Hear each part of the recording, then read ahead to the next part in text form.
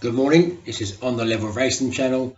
Welcome to another live session here after a great, well, I wouldn't say great, but a reasonably good day yesterday, being plus £40 for the day. It wasn't an easy day, never is on the first. But again, you would have been more in profit if you had took my advice and played Pole Driver, which is absolutely a fantastic run, winning the race 18 to 1.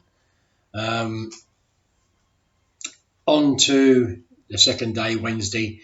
Again, we have a feast of racing, some good quality horses on show, and some very, very big fields. So we should have no problems in getting some results here. So you have to bear with me because I'm going to be looking at the computer as I speak to you guys. The first race here, the 115 Ascot, which is the Silver Royal Hunt Cup Handicap. Now, don't get this confused with the actual Royal Hunt. This is the second horse that couldn't get into the race. Again, got 24 runners. Most places will pay 5. Some people pay 6 on this. And I whittled this down to about 5 horses. We're going to have a look at all 5, obviously. The first one we're going to look at here is Sir Busker of William Knights. Now this horse has probably got it all to do with 9 stone 10 on its back, especially on this ground. Both real good wins have come on the all weather at Kempton and Newcastle. What didn't look too shabby when bouncing back and beating Dark Vision by a head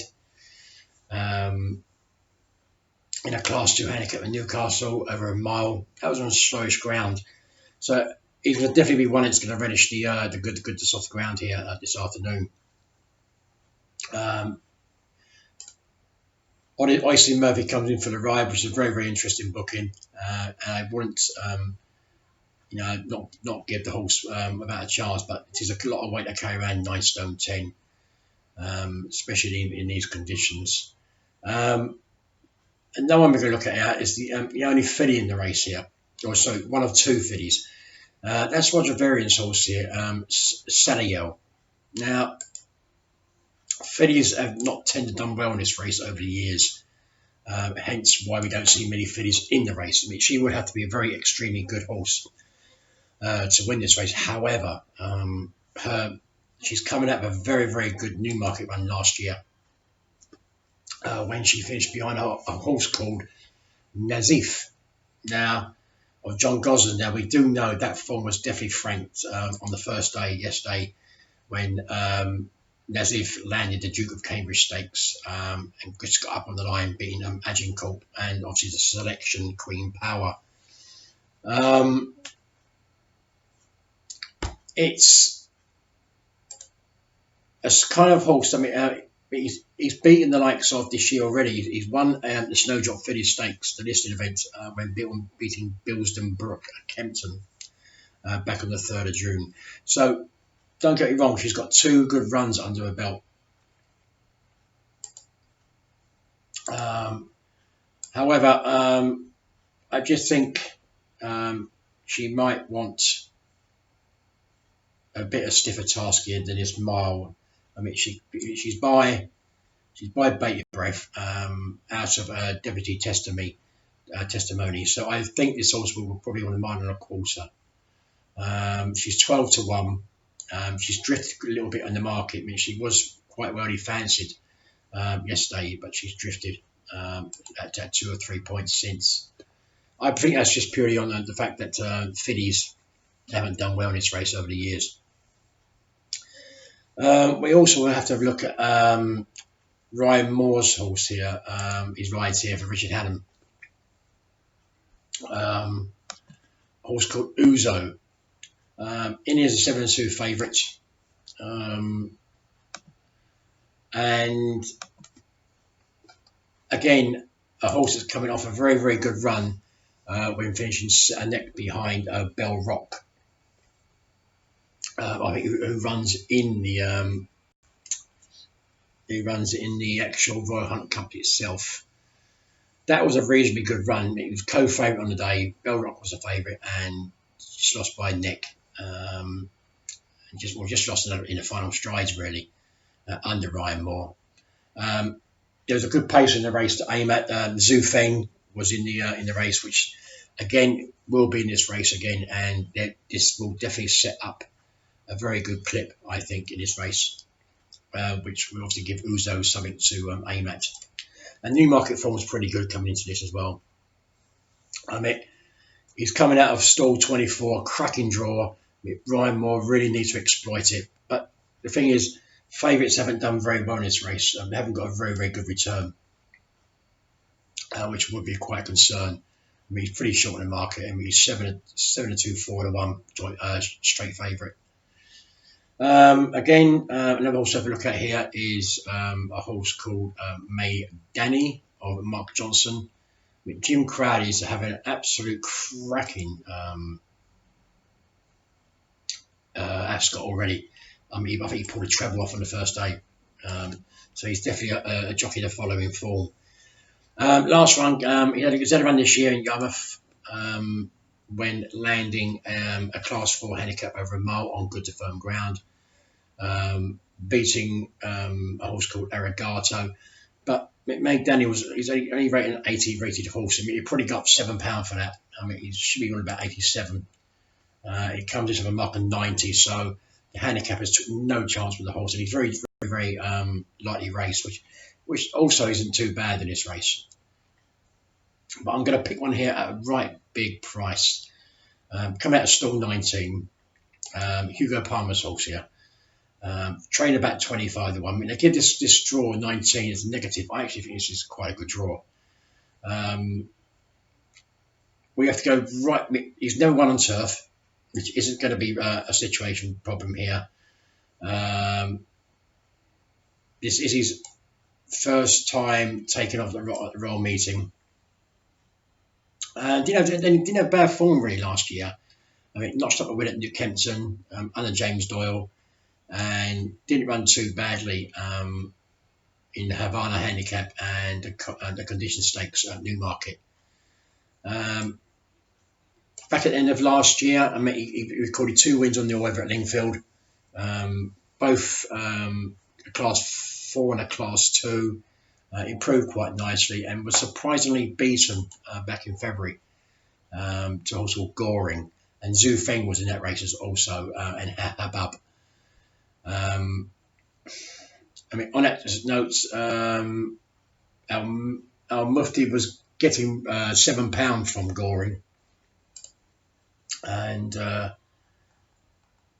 we'll have to give £8 this time around. So he's got to try and reverse that form of Goring, but I think the draw's quite significant here, as I said. I think a lot of high draws are doing well, and it seems, like I said, most of the horses are coming down the middle to high numbers winning the races.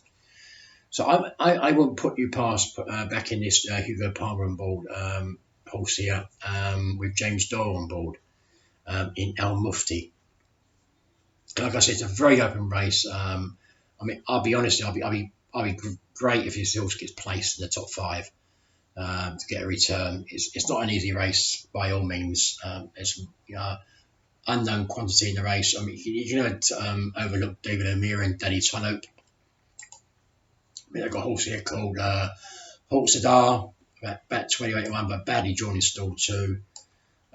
As well on soft ground, we won the Class 3 handicap last year, and off a mark of 91, and comes into this off a mark of 92, so only up for £1 for that. So it would have to be respected, but the draws are concerned with stall 2. So there's going to be a lot of pace in the race. Zhu Feng of Amanda Perrett's horse here, Martin Dwyer comes in for the ride. I mean, I wouldn't be surprised to see a big run from Zhu Feng. Just purely the fact that he's got a lot of speed, but he doesn't tend to get home.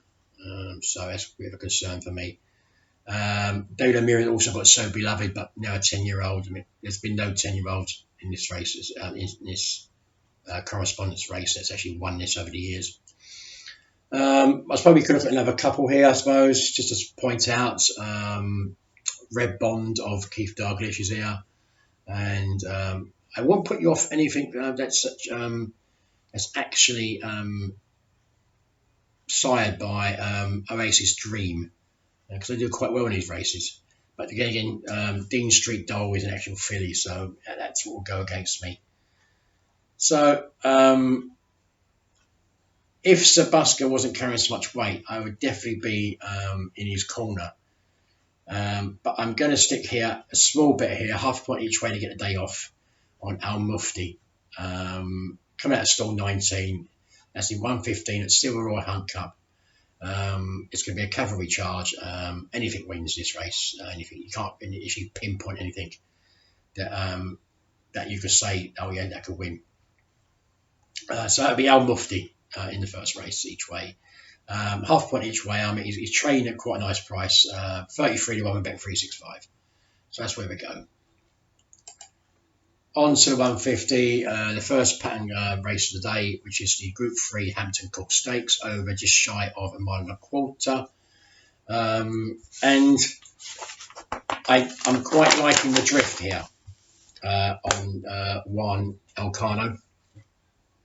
He was favourite yesterday and the day before, about 11 to 4, 5 to 2. Drifted a bit in the market now, a bit of value now. He's out about 130 with some firms. I just think Kevin Ryan's horse here is the son of Frankel. And I think the Guineas form is strong, very, very strong indeed. I mean, he come out finishing 5th in the 2000 Guineas. Which is probably the best form here, but he had the likes of Kensai Warrior back there and New World Tapestry beaten also in that race. He looked pretty one-paced there on the quick ground. I think he's a horse that could go a bit better on this easing ground. I mean, he's won on heavy ground over 7 furlongs. There's no reason to see that he won't get the trip and step up here. Last year he competed at Doncaster when taking on Threat in the Champagne Stakes, losing by a length, a very close length indeed, 7 furlongs. Comes in a £2 penalty. Andrew at Zini takes the ride again, and I would like to see this son of Frankel win this race. Obviously there is some serious dangers in the race, but Andrew Baldwin's horse here, Berlin Tango, very, very impressive last time out over at Kempton when winning over a mile and a quarter when taking the Classic Trial Stakes. Back in second there was Pole Driver. So there's your form stats straight away. I mean, and there's a horse in this race, in that race also called Bright Melody, who actually runs in the King George V. It's a horse I do fancy. So that could be pretty strong form really for Berlin Tango. Pure fact is the form has been franked very quickly. I mean, you can't take anything away from Pole Driver. I mean, I put the horse up. I thought the horse would probably, excel in the transition period. So, Berlin Tango, you would have to give a lot of respect to.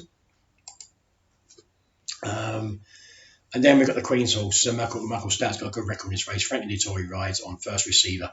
Nice colt by a new approach. Shouldn't have no problem with the distance here. A nice win on a very slow ground at Kempton back on the 2nd of June. We beat a horse called Defence Girl by 7 lengths. Eliminate the favourite to do so. Pushed clear about a furlong out, won comfortably under Ryan Moore, and it was just hands and heels ready for the winner. Whether he can step up so quickly from Maiden Cup is another thing. But like I said, maiden horses on previous runs haven't done too bad in this race. They've got quite a good stats record coming into this. And first receiver would absolutely be on the short list, definitely. Down the bottom there, Ryan Moore obviously has been retained by Aidan O'Brien to ride the Galileo colt here in Russian Emperor. I put this horse up at Leopardstown recently, and I was quite disappointed when he didn't get up and win under James Heffernan. And it just didn't seem to get home on that quick ground over at Leopardstown on the Derby trial. Prior won on softer heavy ground at Naas over a mile, just got up by short head. So I think this ground and the fact that he's stepping up in trip has to be respected here, Russian Emperor, with the Ryan Moore on board. We could see like a head-to-head here between Dettori and Moore on the fight out. Because obviously O'Brien's probably got the new world tapestry. He will probably go forward on the run. The pacemaker for Russian Emperor. But I think Burning Tango does make lots of appeal at 5-1. I mean, I don't think we're seeing the last of the horse. So like, I think the Classic Charles stakes a Group 3 over this trip. I mean, he was literally on the bridle, won by 11 and a quarter. And like I said, we've seen the way pole drivers won today. Oh, yesterday, sorry. He's, like I said, Bright Melody is a horse I fancy in the next. So I would probably have to stick with the form line here, the proven form line, which is Andrew Balding's horse here, Burning Tango. I mean, you can get 11-2 with bet 3-6-5, so we could probably have a little squeeze each way on this. If we get the first three, make a small profit. But I prefer the horse to win, obviously. So we're going to go 1 point win, sorry, 1 point each way here on Burning Tango in the Hampton Court Stakes. That's the 150 Ascot. On to the 225, another big running race here. King George V Stakes, Class 2, 18 go to post, over just shy of a mile and a half. And I pinpointed 2 in this race that I think will really run well here. One's Roger Charlton's horse here, right down the bottom here of the weights. I think, 8 stone is back. Holly Doyle in for the ride. Win O'Clock. Now, Saul 13 isn't a great draw, but then again, he's coming down the middle. But it's the Haydock form which stands out here when he took the Andrew Balding betway inside a handicap. It was only Class 5. That was on good to soft, and I thought definitely one going away for me under Jason Watson. And Hoddy's been running very well, so I mean, I'd like to see Hoddy get an Ascot winner this week. And I think Win O'Clock is very, very capable with that low weight to run a big race. About third place in the market, about 8-1 you can get. So it's definitely worth an each way bet, I think. And the other one is obviously Bright Melody. Very, very lightly raced horse by Dabawi. Been gelded already. And this is where the form line is. Like I said, it's a form line for the Group 3 Classic Charles Stake, that Kempton race, when he was behind Pole Driver and Burning Tango. Now, I'm hoping that form stands up.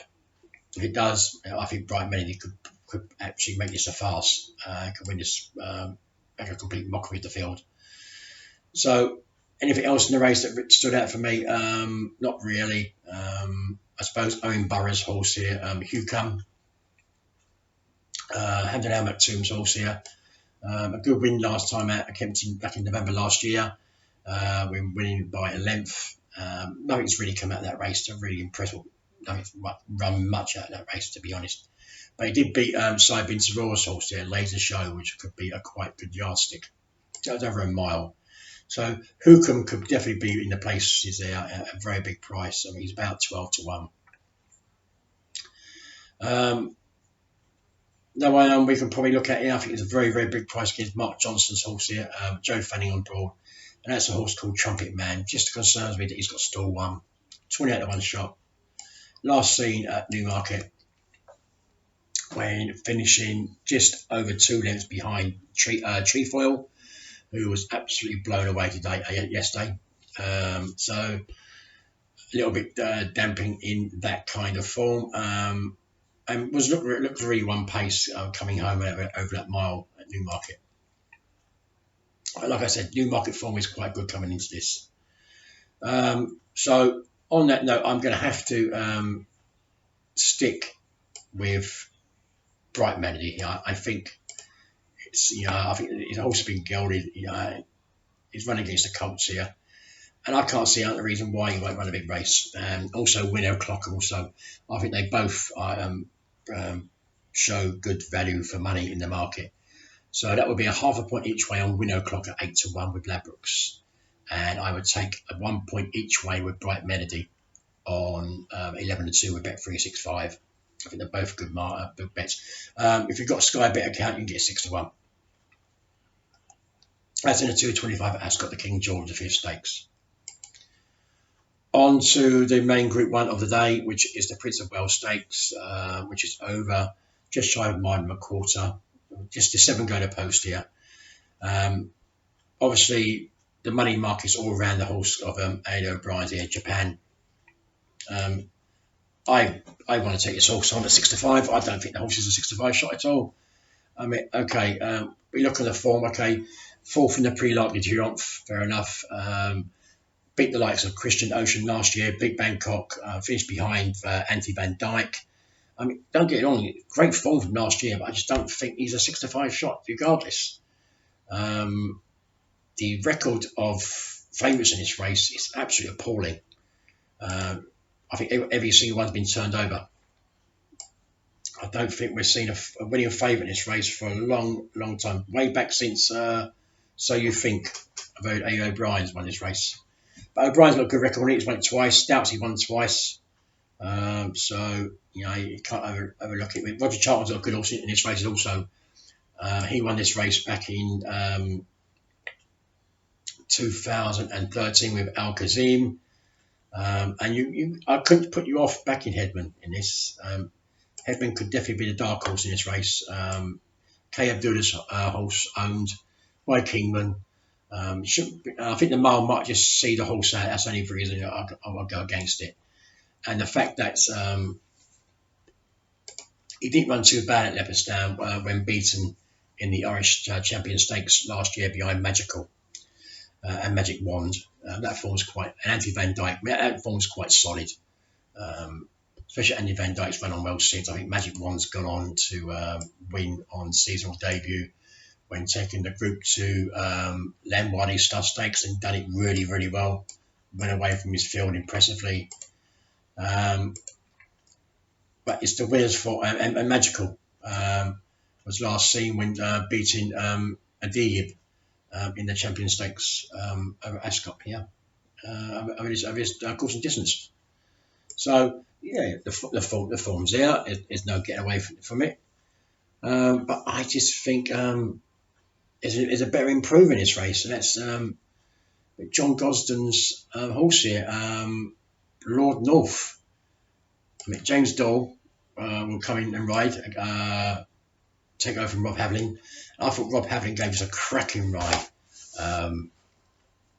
over at Haydock last time out when taking the Brigadier Gerard Stakes, beating Elecam on the line.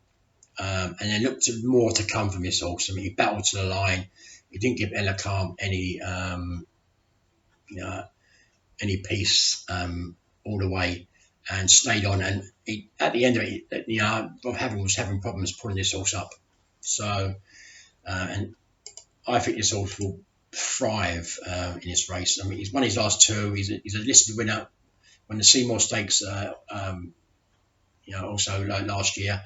So with that good win on the board, I think Lord North has to be the dark horse in this race, and a very good price with James Doe on board.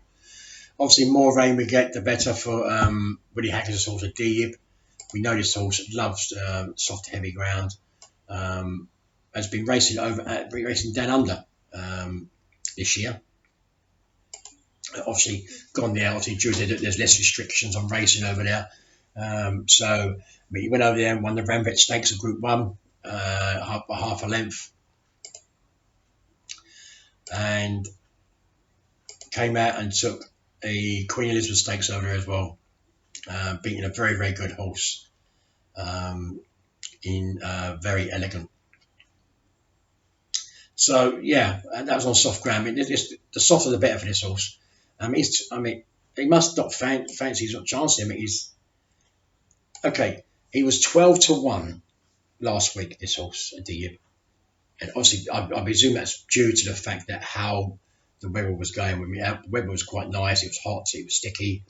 There was no rain in the forecast, but the rain's come, and obviously that's where the money's come from. 12 into 11-2 now, Adiyib, and obviously on this ground, this horse could bounce along in front, which is very capable of doing, and you know, could run a big race here. But my concern here is 6-year-olds. They haven't got a good record in this race. You know, you've got Barney Royal, Charlie Appleby's there. Another horse to be running over at Maidan, won 2 races at Maidan this year. So has to be respected also, Barney Royal. But I'm going to take on Japan again. I don't think this horse is a 6-5 shot. I think Lord North is definitely the improving horse here for John Gosden. I just think John Gosden can't do anything wrong at the moment. And this Lord North, I was quite taken with his run under Rob Heavily last time out. So that's where my money's going to go here, guys. I mean, it's going to go 15 to 2. He's too big. I mean, it's only 7 runners. I think I'm hoping we can get a good run for our money here. We can get 8 to 1 with bet 365, which is very generous. So we'll go half a point each way, 8 to 1 on Lord North here, to hopefully get placed, if good enough, hopefully win the race, which would be even better. That's in the 3 o'clock at Ascot. Here, this is where we get the back 3 races on nightmares, big fields. Just look around for places that are paying top 5 in the betting. There will be around. A lot of Bet365 usually paid pretty well 4 or 5 places on this race. They're pretty generous guys. So I'm going to get this up here. Right. This is the Royal Hunt Cup, 335. I thought this race was a minefield. I mean, you could probably stick a pin in this and probably circle a dozen horses to have a chance in this. It's just horrible race to bet in. This is why I've picked 2 against the field at big prices. I'll be happy to get a place run for both of them. First one is going to be Andrew Baldwin. Sorry, not Andrew Baldwin. Sorry, I apologise. Is John Gosden's horse again, and he has a few in this race, but it's this one that caught my eye, and that's James Doyle comes to me right here, Beat Boxer. 28 to 1 in the market. As shown form, mainly round faster ground, but if we can bring his Silver Bowl handicap win last year of a mark of 95, he would have to definitely be a threat here. I mean, something was amiss last year when he finished second last in the Class 2 handicap in Newmarket over a mile, good to firm. I just think this horse could be a soft ground specialist, but he hasn't really got his ground. He might have it today. I just think they will go a good clip, no doubt. I just want to be nice to see a beatboxer can actually, stay on this this more softer surface. I mean, stall 2 is a worry. You have a lot to do from the far side. As you saw, most of the winners came down the stand side and the middle yesterday. So for stall 2, he's got all to do, but he's got a good jockey on board in James Doyle. So there's no reason why we can't see a bad run from the horse. A good run, sorry, not a bad run, good run. And then I like one down the bottom of the handicap here, which is Andrew Baldwin's horse here. Sylvester D'Souza comes to the ride here on the Frankel Gelding Fox Premier. Round 14 to 1. I was quite taken last year, only last run before the season ended, when he finished in a very good Class 2 over just shy of a mile and a quarter. And he was beaten by a horse called Forest of Dean, who was in cracking form at the time. I mean, he had Almania back there comfortably, beat him, who does run, I think, on the car there somewhere today. Ascot form, last seen last year in the King George V Stakes, we finishing 9th, over a mile and a half this was. So as you can see, they've been sensible here. They're dropping the horse back in trip. He's won at Sandown over a mile and a quarter.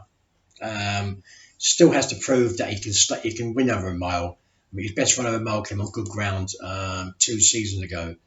We're beaten just by a horse called Floating Artist. who also runs today somewhere, I think, as well, on one of the cards, and then like the backhand handicaps. He was beaten 9-4 favourite that day over a mile. That was good to firm. He was going good to soft. So I think this will benefit this horse. The fact that he's coming back to a mile, and the fact that he's getting softer ground. Cracking John Stall 24, no excuses at all. John 24. Get the rails. If you can hold the rail, would have a very good chance down there. If D'Souza can get a good run through and doesn't find too much trouble. So there'll be the two against the field. I mean, you've got to respect Bell Rock, Andrew Baldwin's other horse. 13-2 in here. Lovely win last time at Newmarket. Been taking a very good handicap off a mark of 98. That was the first win since his juvenile days. But again, he's in good form, Bell Rock. So yeah, you have to not disrespect it. Kim Wren's in there. Never the unreliable Kim Wren. You never know which horse is going to turn up. It win a race in there. If 5 races, you just never know what's going to turn up with this horse. Willie John could be interesting at the price of Roger Varian. Again, not a great draw on stall 4, which is a bit of a concern. And Charlie Hill's horse here, last year's winner, Afak, comes back here. He won last year on the Jim Crowley on soft ground, and he's got his ground again. So there's no reason why Afak won't run well. From stall 18, a pretty good draw. He's in the top 6 on this side. And young Kieran Fallon comes to the right, claiming £3. And like I said, we're not seeing many claimers win this race. However, Kieran Fallon's a very established jockey now. For his £3 claim, he's worth every pound. But I'm going to go 2 against the field here. We're going to go for a half a point each way at 16-1. He's bigger than that, sorry. No, 16-1. Bet 365, half a point each way, 16-1 on Fox Premier. And also a little bit bigger price. I mean, William Hill's been very generous on this horse. So I'm going to have a half a point each way here. Not a quarter, I'm going to have a half a point each way, 40-1 with William Hill here on Beatboxer. So that'll be interesting. And that's in the Royal Hunt Cup, the 335. On to the 410, which is the Windsor Castle Stakes, a race that just it doesn't, not much horses go on and do anything special the following year after this race. As I know, Soldier's Call won this race 2 years ago, back in 2018. And I'm not saying he didn't go on to achieve anything, but he didn't go on to achieve any wins. He struggled after he won this. The handicap that put him up. We couldn't get a win out of the horse. We had to take on older horses to get a run in Soldier's Call. So you have to be careful in this race, Windsor Castle Stakes, because it will turn up some silly bets here, and the horses that don't tend to really go on for the following year. However, we could probably look at this race here, and I didn't pick out too many in this. I got just filled down to 4, which is pretty good from 20 runners. The first one we're going to look at here is Clive Cox's horse here, Get It. Nice colt by Twilight Sun, so plenty of speed on board there with Twilight Sun. Very good second last time. I think it's the form race, this one. This was the race at Newmarket over 5 furlongs on good to firm ground. And he was beaten 3 parts to the left by a horse called Eye of Heaven, of Mark Johnson's horse, who broke the track record that day. And to think that Get It only lost by 3 parts of a length. He was up there very close to the record also. But yeah, Eye of Heaven broke the track record that day, and Get It and Tactical is another horse I like in this race. Who got with another length and a quarter of him. So 2 lengths relying behind Higher Heaven. I think this is the form line. Get It and Tactical are probably the 2 horses to maybe concentrate on this race. Others I spotted here. Obviously, you can't take away from the 2 uh, Jason Ward's horses. I mean, you got to reflect. Okay, these horses run over 4.5 furlongs, not 5. So you got to take account. These horses will come out. They will blister pace. They're bullets, and they're kind of horses that go off, fly for 4.5 furlongs, and that's it. You don't get anything else. I know Jason Ward's had a few winners here before at Royal Ascot. He's had a few speed balls, but I think the two in here he's got Sheriff Bianco, Oisin Murphy, and Dettori's gone for Sunshine City down the bottom near the filly. Just 1 or 2 fillies in the race. We'll have a look at Wesley Ward's. I said Jason Ward, I'm sorry, Wesley Ward. I do apologise. I get mixed up with the 2 trainers. Wesley Ward, sorry. Last seen here at Gulfstream when winning 11-10 favourite, winning a claiming maiden, again over 4.5 furlongs. And the time that he blitzed, I mean, I've got the time here, 57.76, which is pretty damn quick for 4.5 furlongs. You remember that 4.5 furlongs? So sorry, I apologise. I'm getting mixed up again. He ran 53 ran at the 4.5 furlongs, and I worked it out with the speed and ratio that these horses go. He probably run a 57.76 or just sub 58 at Sheriff Bianco in that race. He's stable, as I said, hand here, Sunshine City, again over 4.5 furlongs. Won her race quite well. However, it was much slower than Sheriff Bianco, quite considerably slower, and like about a second and a half slower. So maybe Dettori could be on the wrong horse here. As the draw goes, you've got Sunshine in 12, and you've got Sheriff in 16. So Sheriff probably got a better draw over the 2. And Oisin Murphy rides 1. And Wesley Ward's done well. He's put the 2 best jockeys, obviously, at Ascot. However, I am going to take the both on my 2 selections. I think that these 2 are way overpriced. I thought Tactical of Andrew Baldwin's was, I mean, he's 9-2 that's showing the best price for him. You can get 13-2 with him, bet 365, which is definitely a worth an each way bet, I think, in this race. I mean, again, new market form, come out of novice ranks, and obviously, like I said, he finished behind Get It, 1.25 lengths, and Eye of Heaven form. And the other horse I'm going to quickly talk about is obviously Get It, who, again, is way overpriced at 16-1 with most firms.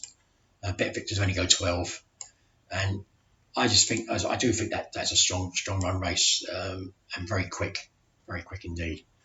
So 2 against the field here. I'm gonna go, I think, half a point each way at 16-1 would Get It, and I'll go a point each way with Tactical at 13-2. And that's in the Windsor Castle Stakes. A very hard race to win, guys. And finally, we come to the 4th horse here, which is the Copper Horse Handicap. 16 go to field, never handicap, 4 runners, 5 races, probably 5 in places. And I'm looking for this. I can't really find any strong form to really play my hand here. If I was going to go for anything here, I mean, I got it down to 4 horses. Okay, we'll go for the 4. First one we're going to have a look at here is Roger Varian's horse here for Jara Prince. Round 4-1 in the market. Last seen back in at this race, at this meeting last year when finishing 3rd in the Duke of Edinburgh Stakes, over a mile and a half. And looks kind of horse, the way he was finishing off there, that was good to soft. He's finishing off reasonably well off a mark of 99. Comes in again off the same mark, and should relish to step up and trip to this Marlin 6. He had Collide back in 5th that day to 11.5. Very hard to see Collide win this race. It's off 9 stone 11. It's going to be some feat for Ryan Moore, but it'll be impressive. Others I pinpointed here was down the bottom here, the weights here, James Van Shaw's horse, Icy Murphy on Salino, around 9 to 1 the market. Finished off last year when winning a handicap at Wolverhampton on the all-weather, and won over this trip on good to firm ground at Redcar last year, just getting up by a nose with a mark of 79. When you have to improve a lot here, run off a mark of 97 now, £18 up on the last win. We'll have to really improve to show he can win a race of this nature. Looking on our one was Almania, who I mentioned earlier with the form line, ran 12 to 1. Last seen when running in the listed Noah Merle Stakes, so he gets the trip perfectly at Ascot here, course and distance. When finishing a good 3-length third to Hereby of Ralph Beckett's. It was 5-2 for beaten favourite that day. I don't think the horse likes soft ground. I think that's what's going to go against him here. I just think he wants a very quick ground, probably just solid, firm ground this horse to show the best. I mean, he's come from Sir Michael Stout's yard to David Simcox. David Simcox turned out taken over. First run for the trainer. And the trainer's done very well to book Jim Crowley, the leading jockey at the moment. But I'm going to go for at a price here, and we're going to pinpoint here Side Savoy's horse here, William Buick. Now I think William Buick rides this course really well, especially anything over a mile and a half. I think this jockey's got under the radar here, and his last seen a Group 3 at Maidan back in February, with finishing 3rd behind Secret Advisor for mark 104 under Kevin Stott. But he's not a horse that tends to win too often. You have to go back to Sandown form back in 2018 when he won him off mark 100 and 90 and 91 at Sandown and Air. He's now coming into this off a mark 104. Hasn't really shown me much that he could win a race of this nature, but he is a staying type to buy Horizon. And I think the fact that now they're stepping his horse up in trip once more back up to 1 mile 6. I can't see why he won't run a bad race, but he was 22-1 at Maidan, and he was only beaten 3 lengths. So it wasn't too bad. He was 22-1.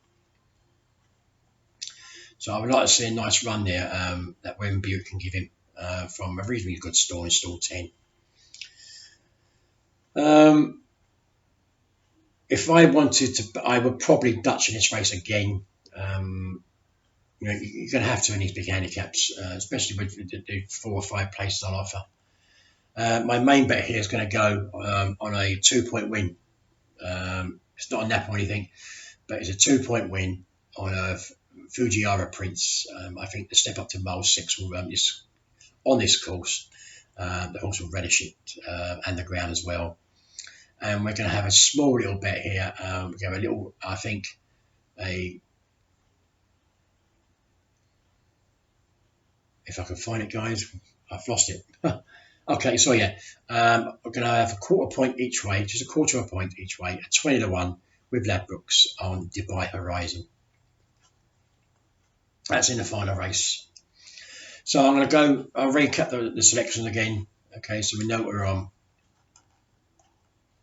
So if I go back, because I will forget, knowing my luck, the bets I just put up. Okay, yeah, okay. So in the 115 Ascot, which is the Silver Royal Hunt Cup handicap, we're going a half a point each way on Al Mufti. That's Al Mufti priced around 33 to 1 in that race. That will be the only selection in that race. In the 150 Hampton Court Stakes, the Group 3, I'm having here 1 point each way, 11 to 2 with Birding Tango. I just think this horse has got more to offer for Andrew Baldwin. On to the King George V Stakes, 18 go to post. And again here, I pinpointed 2 in the race here. And that is a 1 point each way on Bright Melody and a 1 point each way, 8 to 1 on Winnow Clock. Bright Melody's around 11 to 2. And they're the 2 against the field, 1 point each way on both. In the 3 o'clock, the main Group 1 race of the day was the Prince of Wales Stakes. I'll take it on Japan at 11 to 10. I think it's a ridiculous price. And I take it on here with 1 point each way, 8 to 1 on Bet365 and Lord North. But I will say I won't be surprised to see a big run from Hedman and Adibi. Adibi, especially on the ground, the horse is ground dependable. The Royal Hunt Cup, 24 go to post. Stick a pin in, guys. Be lucky. However, I'm going to have half a point each way here with Fox Premier at 16 to 1 with Bet365. And I think it was just 1 or 2 I put up here. Oh yeah, and a half point each way. With a 33 to 1, I think it is, or a 40 to 1. I think it was 40s, I think. Yeah, 40 to 1 with William Hill on Beat Boxer. That's half a point on each. That's Beat Boxer and Fox Premier, 16s and 40s. In the 410 Windsor Castle Stakes here, I'm having a 1 point each way on Tactical at 13 to 2.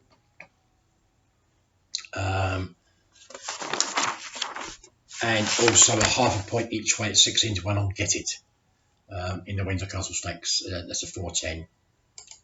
And the finale, the 440. Again, stick a pin in, but I'm going to 2 point win here. I'll probably make my horse the best bet of the day for me, but it's only a 2 point win. It's no nap. And that's 9 to 2 with Fujiwara Prince, 9 to 2.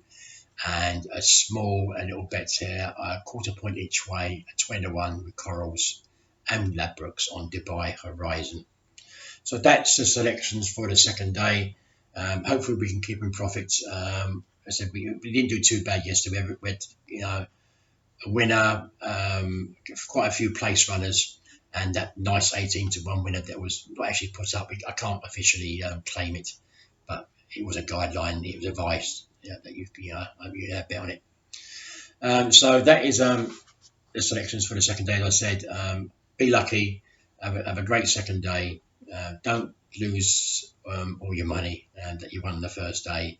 Keep your head above the water and don't bet too much that you can't afford. All the best. It's the Racing Channel signing out.